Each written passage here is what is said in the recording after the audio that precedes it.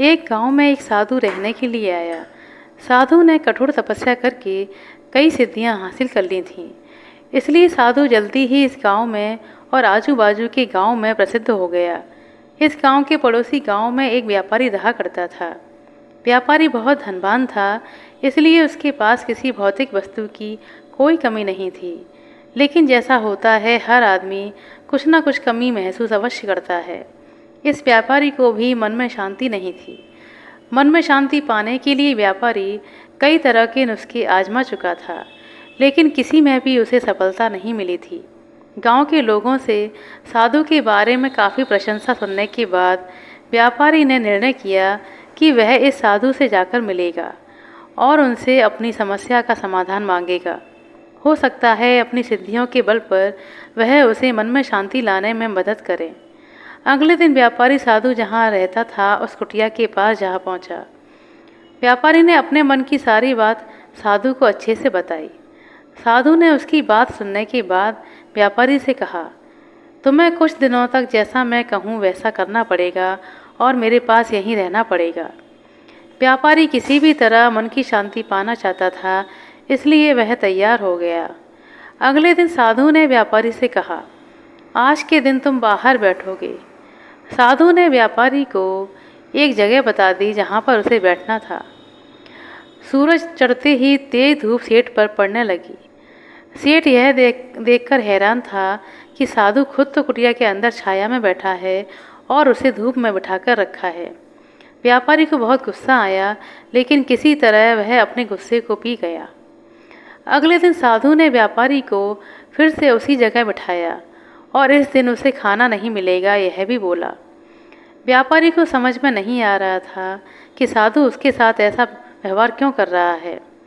साधु दोपहर को भूखे व्यापारी को सामने बैठकर ही अच्छा अच्छा भोजन खाने लगा। जैसे तैसे व्यापारी ने पूरा दिन तो बिता दिया, लेकिन भूख और गुस्से के मारे व्यापारी को पूरी रात नींद नहीं आई। वह पूरी रात यह बात सोचता रहा कि आखिर साधु ने उसके साथ ऐसा व्यवहार क्यों किया है। उसे लगा कि साधु उसकी समस्या का हल बताना ही नहीं चाहता, इसलिए ऐसा कर रहा है। इसलिए सुबह उठते ही उसने अपना सामान लिया और वहाँ से जाने की तैयारी करने लगा। व्यापारी को जाता हुआ देखकर साधु ने उसे रोका और उसे अपने पास बुलाया। साधु ने पूछा, वापस क्यों जा रहे हो? व्यापारी ने कहा, वह जो पाने के लिए यहाँ आया था वह उसे मिल ही नहीं रहा, इसलिए उसका यहाँ पर रहना व्यर्थ है। साधु ने कहा कि मैंने तुम्हें बहुत कुछ दिया, लेकिन तुमने कुछ लिया ही नहीं। व्यापारी को कुछ भी समझ में नहीं आया। वह बोला, आपने तो मुझे कुछ भी नहीं दिया। साधु ने कहा कि जब मैं तुम्हें धूप में बैठाकर खुद छाँव में बैठा, तब मेरे सर पर पड़ने वाली छाँव तुम्हारे किसी काम की नहीं, यह तुम्हें समझ जाना चाहिए था।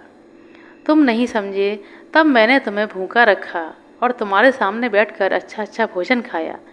तब भी तुम नहीं समझे कि मेरा खाना खाने से तुम्हारा पेट नहीं भरेगा। यही बात को आगे बढ़ाते हुए मैं तुम्हें बताता हूँ कि मेरी सिद्धियों से तुम्हें मन की शांति नहीं मिलने वाली। जैसे तुमने अपने परिश्रम से धन, नाम, रुतबा सब कुछ कमाया है, वैसे ही तुम्हें अपने मन की शांति खुद ही कमानी पड़ेगी।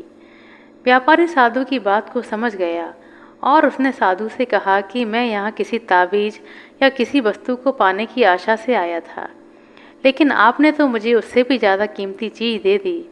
उसने साधु को बहुत बहुत धन्यवाद किया और वापस अपने घर खुशी खुशी लौट गया।